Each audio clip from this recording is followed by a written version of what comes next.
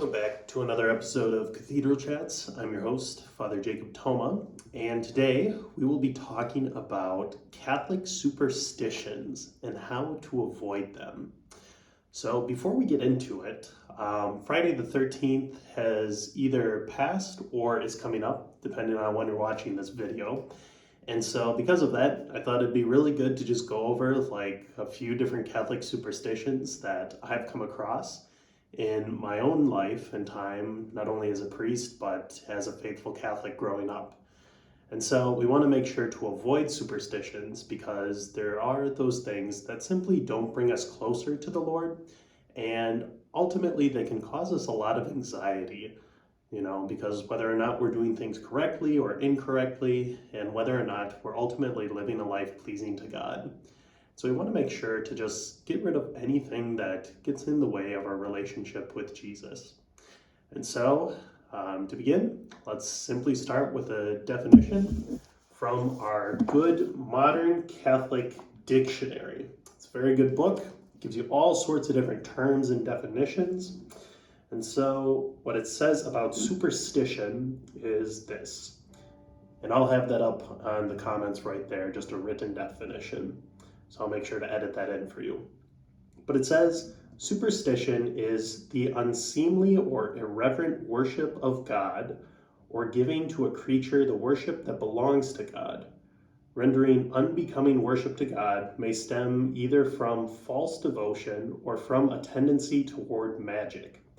Giving divine worship to a creature is either idolatry, divination, or vain observance. The term superstition more commonly means unbecoming worship to God. When superstition arises from false devotion, it is really superfluous worship of God, which may take on a variety of forms. Their common denominator is an excessive concern that unless certain external practices, such as manipulation of prayers, are performed, God will be displeased. Then, when superstition stems from a tendency towards magic, it reflects a false mentality that may or may not be the root of false devotion. Behind the false mentality is the notion that certain ritual practices, such as chain prayers or veneration of unapproved objects, carry with them an efficacy that is contrary to sound reason or the teaching of the Church. So there you have it. That is the definition of superstition. So without further ado, let's get into some actual Catholic superstitions. Okay, number one on our list of Catholic superstitions, the St. Joseph statue. Now, the superstition behind this is that if you're trying to sell your house, you buy this little plastic or ceramic St. Joseph statue, and what you do is that you dig a hole in the ground of your front yard, and you place the St. Joseph statue in the ground, but you flip them upside down. And what you do is you bury it, and within like a week or two, St. Joseph will sell your house for you. Now, this one's really easy to just understand how this is superstitious. Like burying a St. Joseph statue, flipping them upside down is just kind of ridiculous. But people swear by it, and people say that, St. Joseph was the one who sold my house. Maybe some of you have tried this Catholic superstition, but we just want to make sure that this is something that we actually acknowledge just kind of the ridiculousness of it. Our faith does not, our Lord doesn't say anything about, I need you to carve an image of my father, St. Joseph, and bury him in your front yard, and that'll sell your house. That's the way to go about it. It was definitely in the Gospel of something, where Jesus said this. And so, that's number one on our list. Very easy one to avoid. Catholic superstition number two. We have the idea of the good luck charm, that if simply we carry around these things, it'll bring us good fortune and good luck. Growing up as a kid, I had a money tree, where it's some sort of Oriental Asian tree that supposedly brings good fortune and money and stuff. And although we don't have that kind of tree in our Catholic tradition, we do have things that we use as good luck charms, if you will.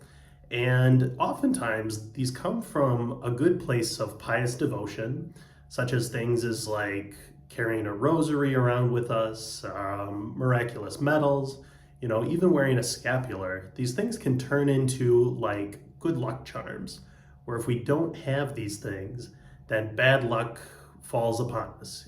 Simply if we don't wear these things, like we're more susceptible to being attacked by the devil, and we can get this mentality in our mind of, I need this thing, this one object is what protects me and what gives me the good things that the Lord has blessed me with. And so simply to just acknowledge, like, this miraculous medal, it's an object of devotion. It reminds us of the great things that our Blessed Mother has done for us, and simply just her loving care for us as we go forward in our Christian life. But to simply say, like, you know what, every single time that I touch my miraculous medal and everything, it's good luck, and if I'm playing the lottery, just a little rub on the medal is what's going to make me a millionaire. Like, things like that, complete Catholic superstition. So we want to make sure to avoid those. Catholic superstition number 3 is the idea of blessed candles and blessed grapes. Now this one's a little obscure because it comes from this person who's a blessed, I guess, who has this vision of, first of all, hell, and then second of all, how there's going to be 3 days of darkness before our Lord comes again. And so what it talks about is simply the coming of our Lord, the second coming. And what's fascinating about this one is that I've never understood how this works for a few reasons. First of all, because our Lord has told us that we know not the day nor the hour that he will return. And of course he says that there are signs and things that you will understand that the end is near. But it seems as though every single generation has had those signs, if you will, whether that was in 66 AD, where Jerusalem fell, how Jesus foretold this in the Gospel of Mark. And so we've seen that kind of thing. But at the same time, like Jesus said, you don't know the day nor the hour when the Son of Man will come. If you had known, you would have prepared a whole lot better. And so when it comes to things like this, so learning about different prophecies that mystics or people might have, we have to take them not only with a grain of salt, but we also have to look at them with the eyes of faith. It really reminds me of somebody asked St. Teresa of Avila a question once. She said, St. Teresa, if you knew that Jesus was going to come back later today at around 3 p.m., how would you prepare? And St. Teresa just very calmly said, let me think about that for a moment. And then she responded with the following. She said, I would probably wake up at my normal time, go to morning prayer, pray with the sisters in community like I always do. And then after that, we have breakfast. And since tomorrow's the feast day of somebody, forget who it is, but we probably have some sort of nice things for breakfast. And I'm like, oh, it sounds delightful, And then after that, she said, usually we do our just communal meeting and stuff since it's a Tuesday. And we would get together, talk about all the things that we need to talk about. So simply those prayers, devotions, those things happening around the monastery, stuff that we have to take care of, our day-to-day business. And then she said, at around midday, we have our prayers. So praying midday prayer, definitely pray that together as a community. And so after that, we have lunch. And then after lunch, we tend to have a little bit of recreation time. And so after lunch, I think I like to take walks out in the garden. And so if our Lord is coming at 3 o'clock, he'll probably find me out there on my walk in the garden. And so what this simply teaches us is just that there's a peace that comes with living the life of Christ. How even though we know not the day nor the hour that our Lord will come, if we're living a life of virtue and that life that the Lord has called us to, there's no reason to worry. There's only reason for us to have great peace, knowing that when our life is ordered, it leads us to that supernatural grace that the Lord has for us. So another Catholic superstition that you might be aware of is the St. Anthony of Padua one, where St. Anthony of Padua is a patron saint of finding lost things. So whether that be your car keys, your house keys, or the keys to the cathedral, your wallet, or whatever have you. You know, I remember as a kid, there was some sort of rhyme that went with this. Can't exactly remember what it was. Seminary kind of squashed those things out of me. But basically, like, you know, it's good to pray for the saints and ask them for help for things. But in a certain sense, us practicing these things can turn into like a superstition, you know, where it's like, oh my gosh, St. Anthony of Padua, I got to say the right words at the right time in the right context. Otherwise, none of this is going to make sense, and I'm not going to be able to find my keys.